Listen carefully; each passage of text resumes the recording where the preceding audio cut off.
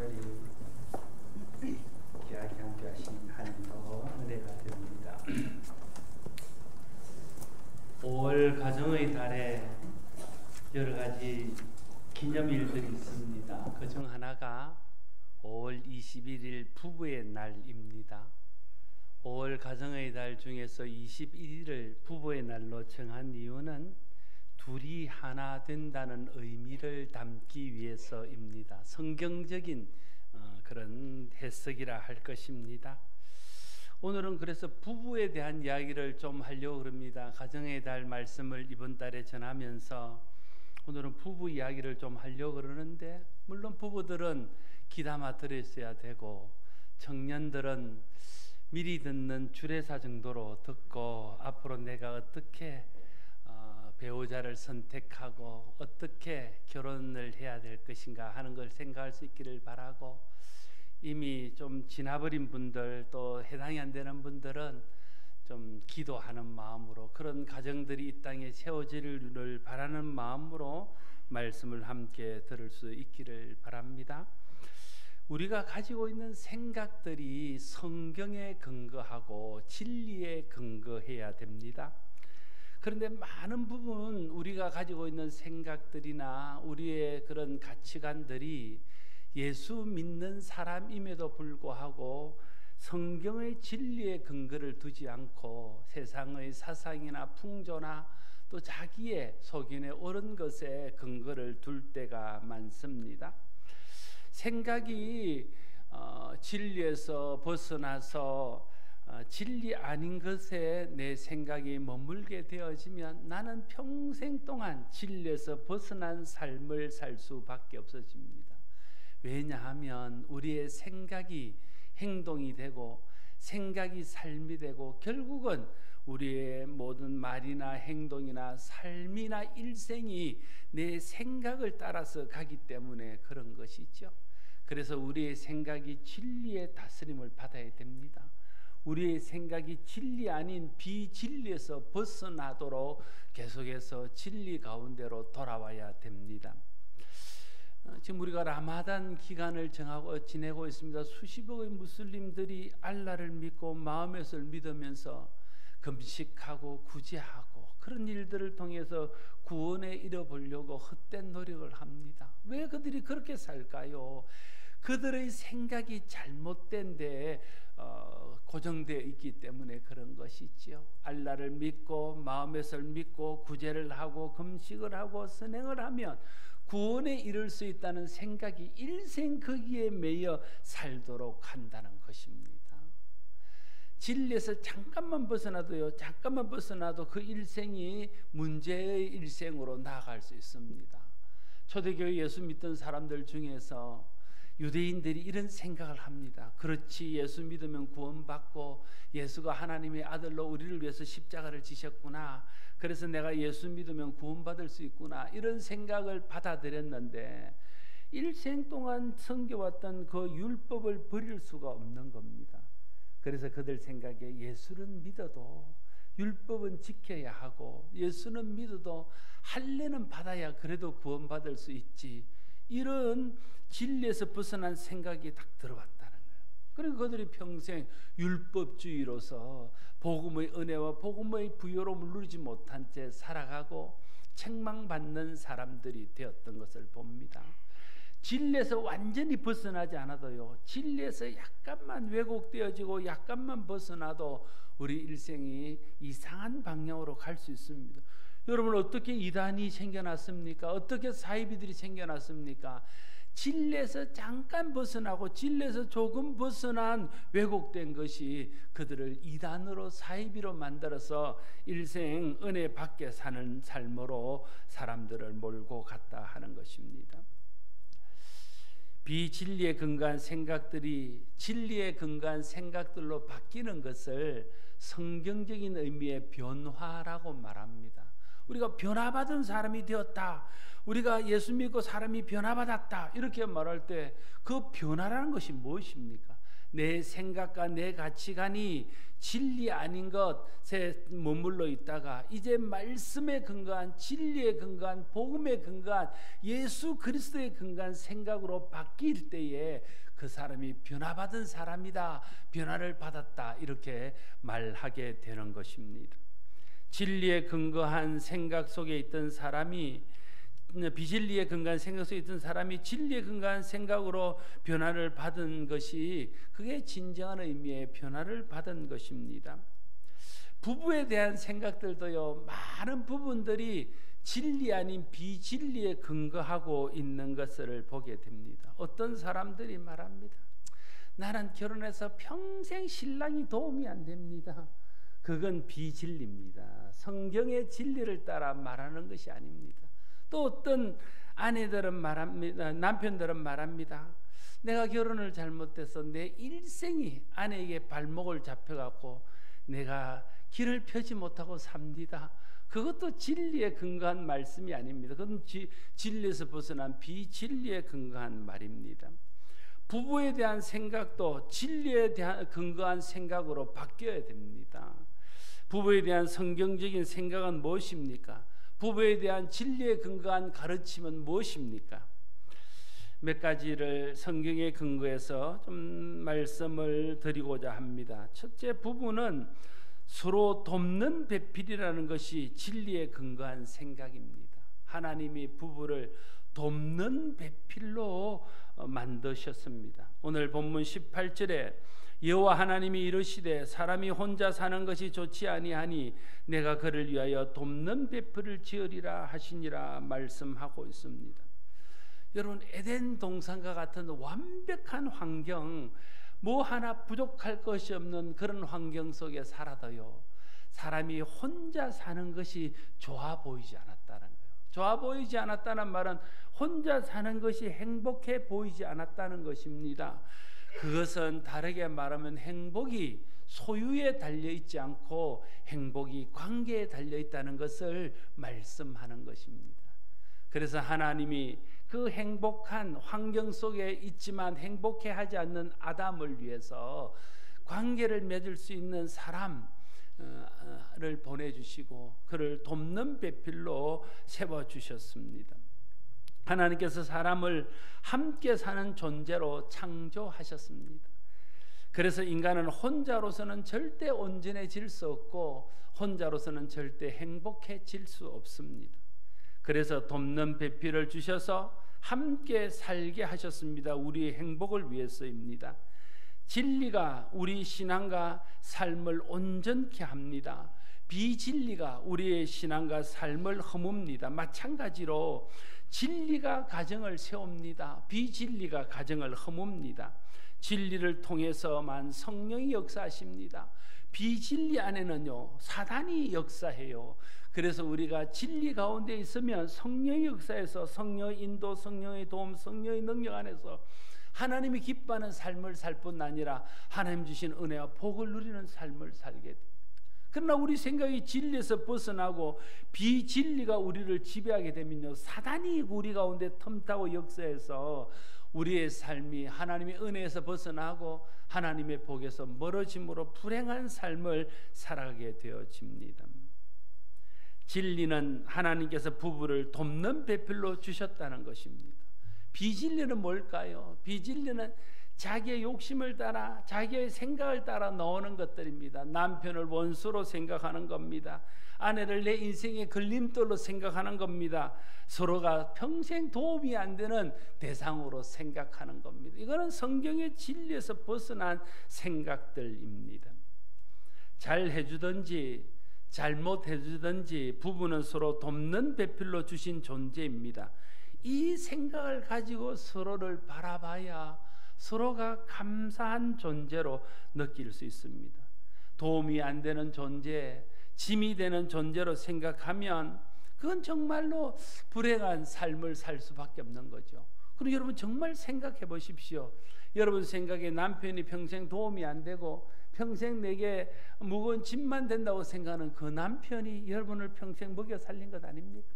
그 남편의 도움이 없었다면 여러분이 지금까지 이렇게 살지 못했을 것입니다. 아내가 내 인생의 발목을 잡고 아내 때문에 내 인생이 뭔가 잘못됐다는 비진리 속에 있는 사람들 생각해 보십시오. 아내가 여러분을 그렇게 섬기고 밥해 먹이고 빨래해주고 옆에서 도와주지 않았더라면 여러분이 지금 여기 이렇게까지 와 있었겠냐는 거예요.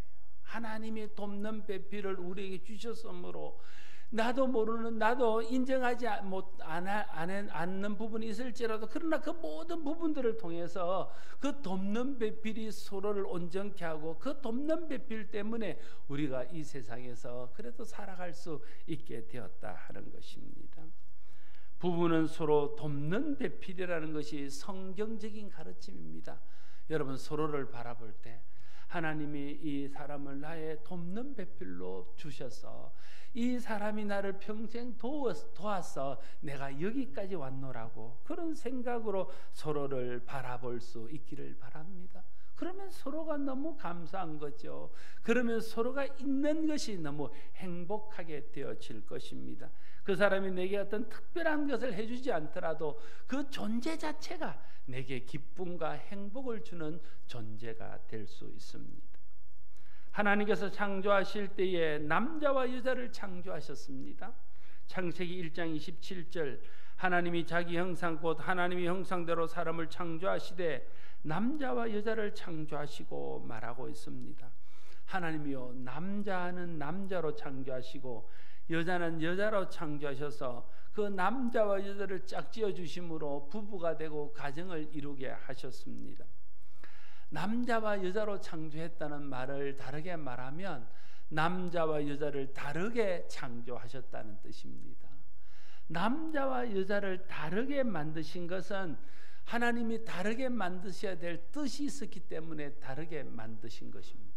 여러분, 이 세상에 다 남자들만 있다면 생각하고 싶습니까?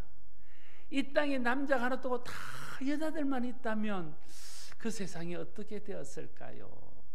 남자 역할을 하는 남자들이 있고 여자 역할을 하는 여자들이 있어서 이 세상이 조화롭게 아름답게 하나님의 뜻대로 설 수 있는 것입니다. 남자와 여자를 만드셨어요.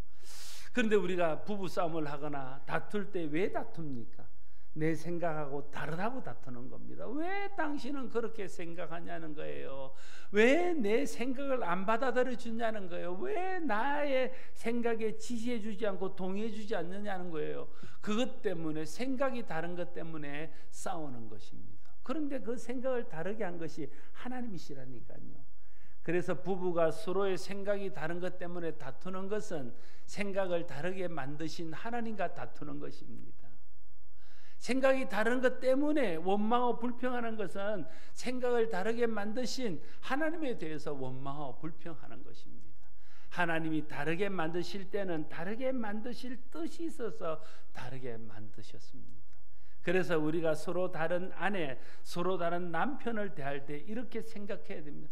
다른 것 때문에 힘들고 다른 것 때문에 싸우고 다른 것 때문에 원망하고 불평할 일이 아니라 달라서 내게 없는 것 때문에 나를 채우고 나를 온전케 하고 나를 도와서 내 삶을 윤택하게 하는 것이라는 것을 생각하면 다른 것 때문에 불평하고 원망하는 것이 아니라 다른 것 때문에 감사하고 다른 것 때문에 시비하고 싸우는 것이 아니라 다른 것 때문에 하나 될 수 있는 은혜가 있다는 거예요.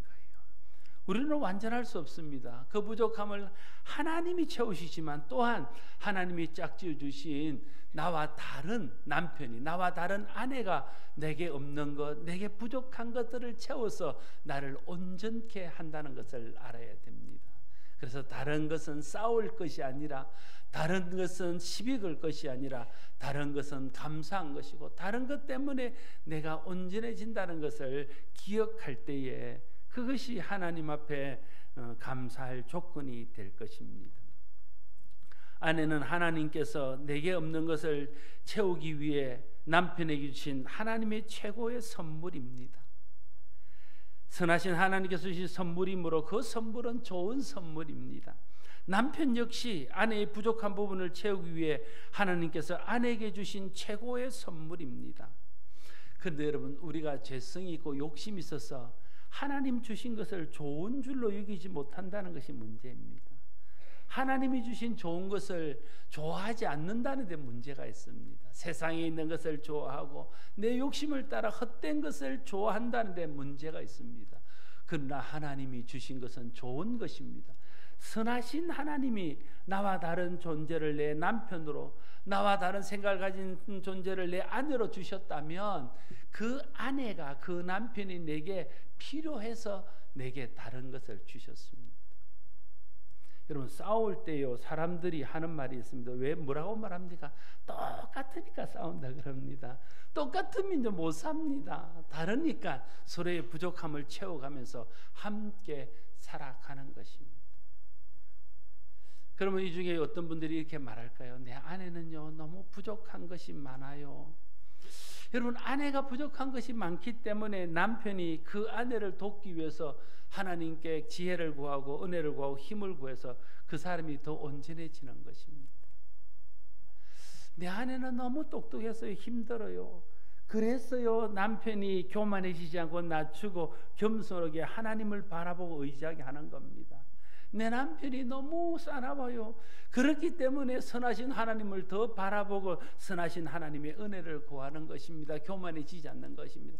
내 남편이 너무 부족해요. 그렇기 때문에 하나님 앞에 지혜를 구해서 더 지혜롭고 더 현명한 어머니가, 아내가 될 수 있는 것입니다. 다르기 때문에 하나님이 그 다름을 통해서 나를 돌아보고 나를 훈련시키고 나를 온전케 해서 그 안에서 아름다운 가정을 이루게 하는 것입니다. 그래서 다른 것은 불평하거나 원망하거나 다툴 것이 아니라 다르기 때문에 온전해질 수 있음을 알고 다른 아내를 주고 다른 남편을 주신 하나님께 감사할 수 있기를 바랍니다.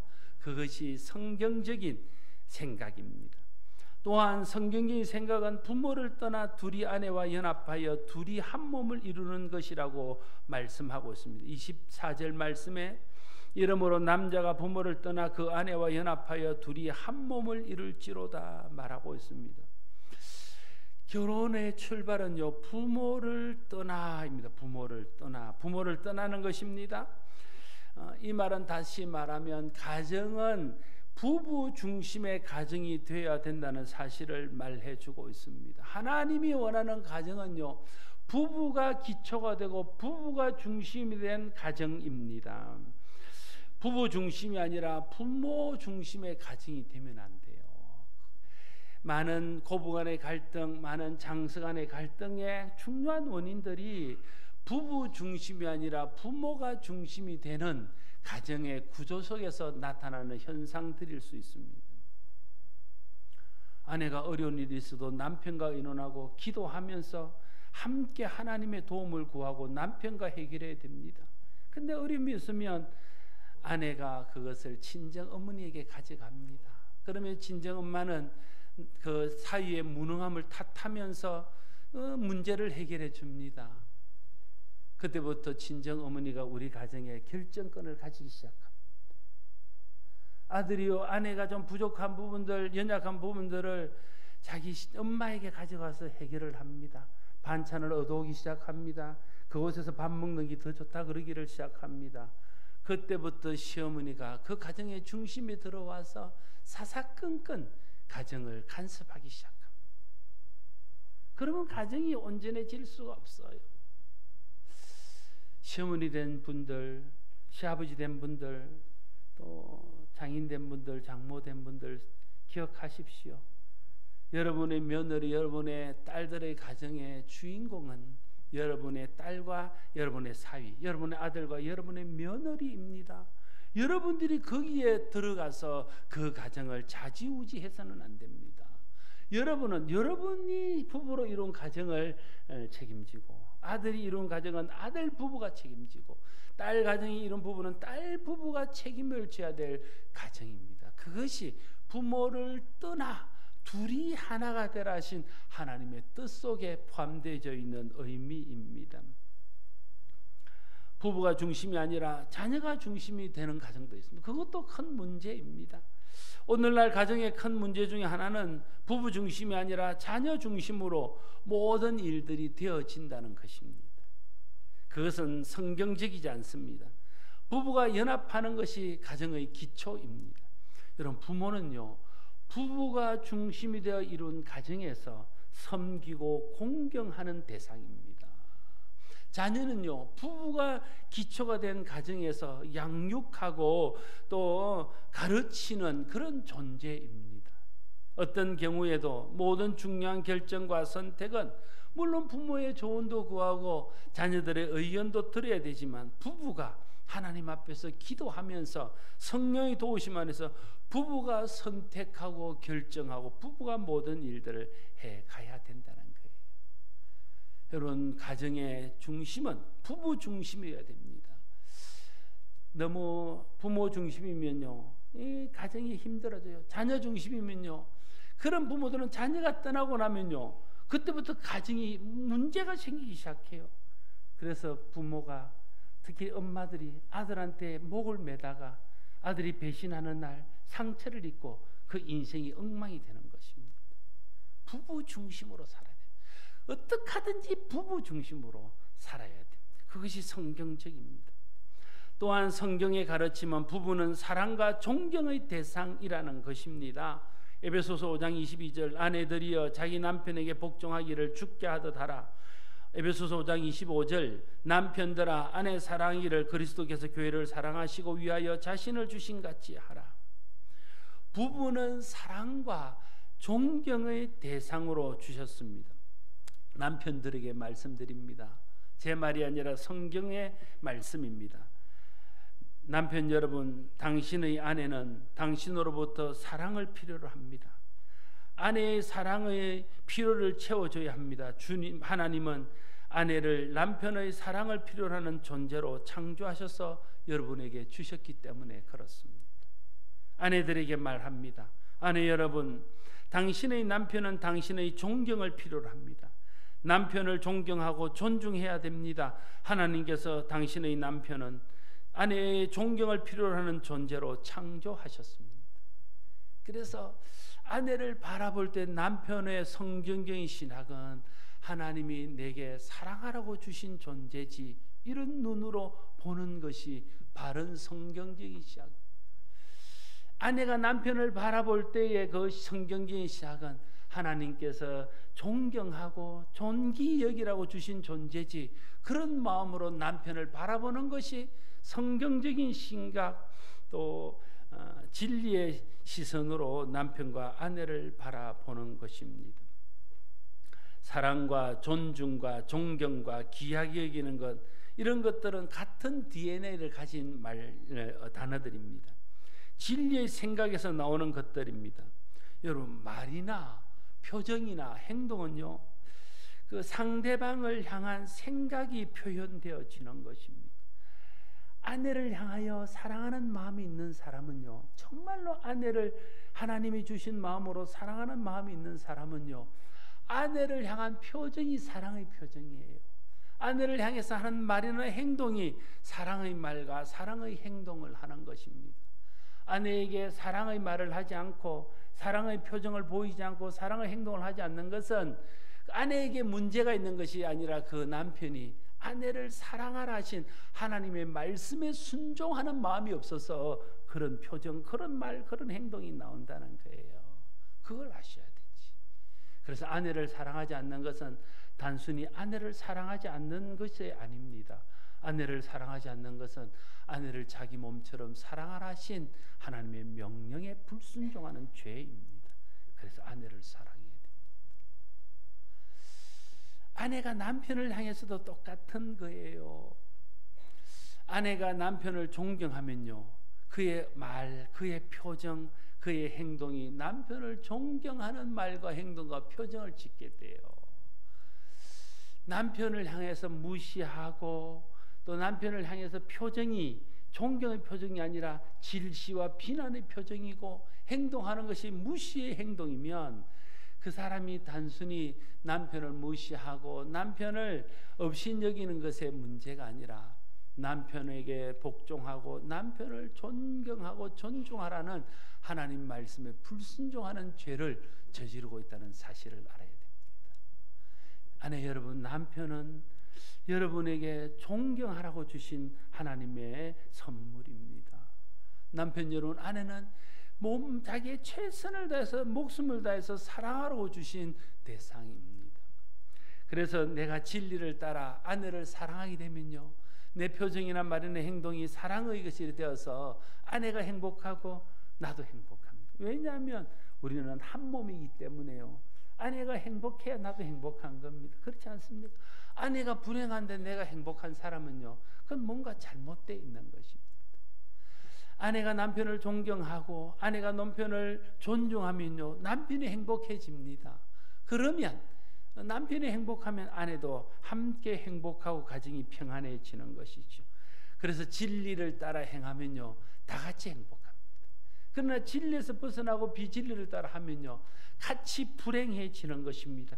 왜냐하면 둘이가 한 몸이기 때문에 그렇습니다. 부부간에 필요한 것은 사랑과 존경입니다.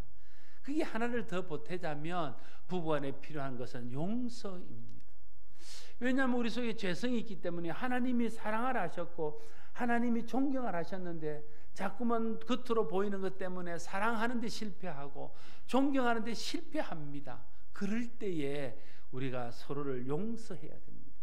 나도 사랑하는 데 실패할 수 있듯이 상대방이 존경하는 데 실패할 수 있기 때문에 그때마다 서로를 용납하고 용서하는 것이 필요합니다.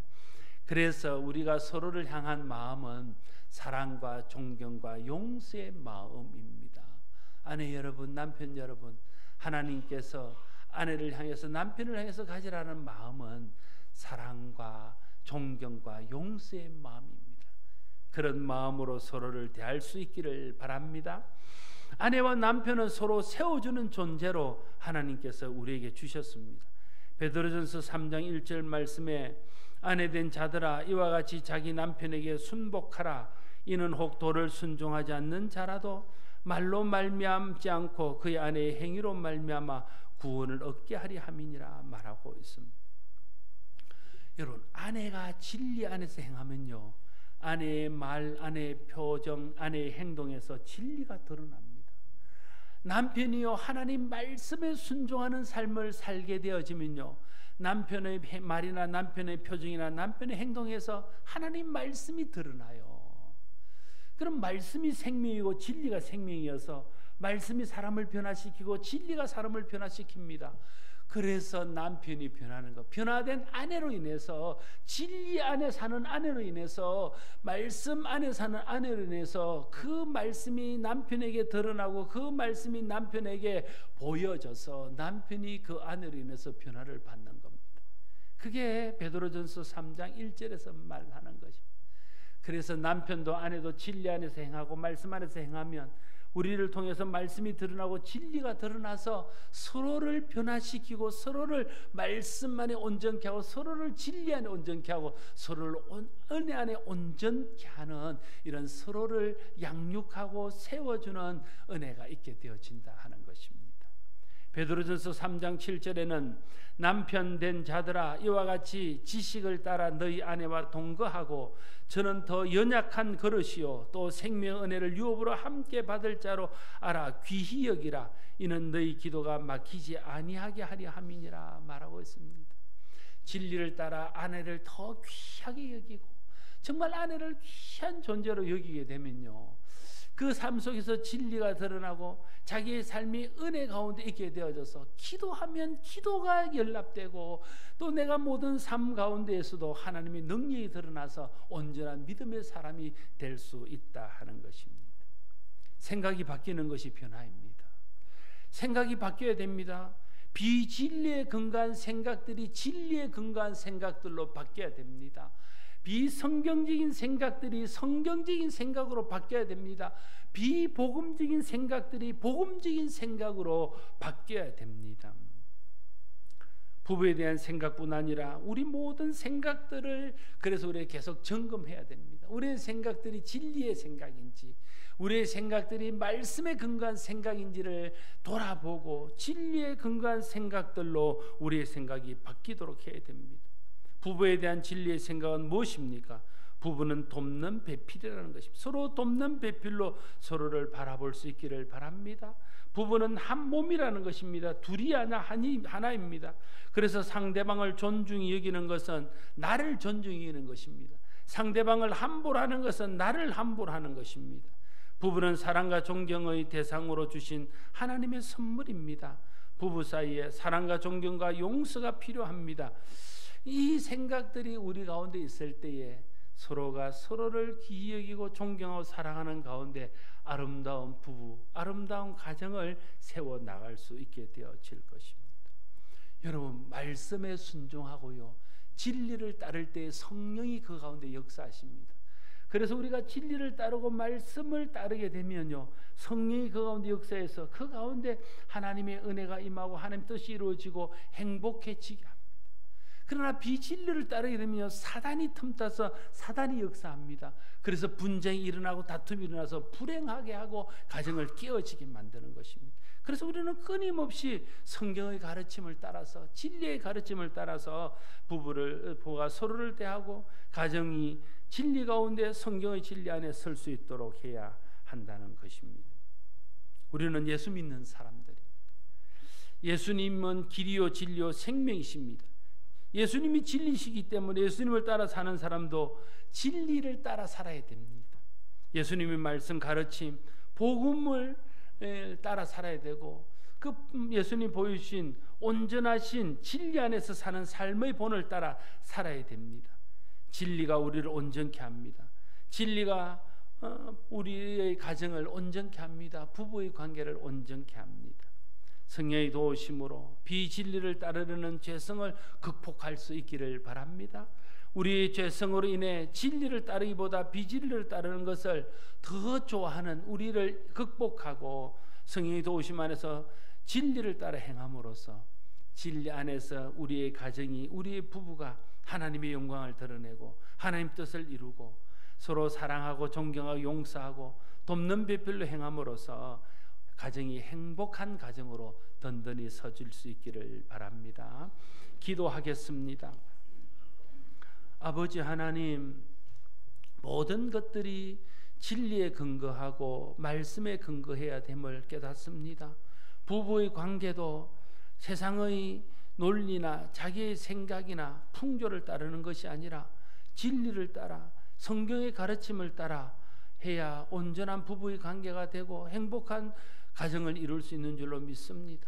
우리에게 주신 말씀을 따라서 말씀에 순종함으로 우리가 이루는 가정이, 우리 부부가 정말 행복한 가정, 행복한 부부가 되어서 가정을 행복하게 세우며 하나님 주신 그 은혜와 사랑으로 세상을 섬기며 열방을 섬길 수 있는 가정으로 세워지게 하여 주시옵소서.